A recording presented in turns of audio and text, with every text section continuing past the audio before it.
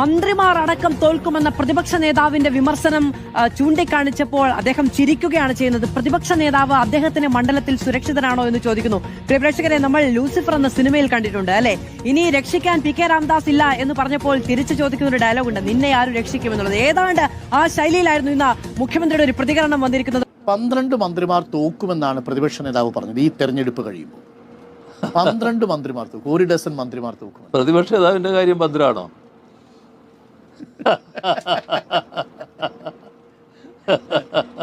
സ്റ്റീഫ, നിന്നെ രക്ഷിക്കാൻ ഇപ്പൊ പി കെ രാംദാസ് ഇല്ല. നിന്നെ രക്ഷിക്കാൻ ആരുണ്ടടാ?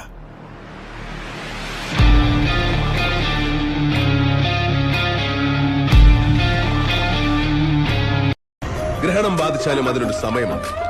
സൂര്യൻ ആ കറുത്ത മറവിട്ട് പുറത്തു വരും. അതുപോലെ തന്നെയാണ് സത്യം.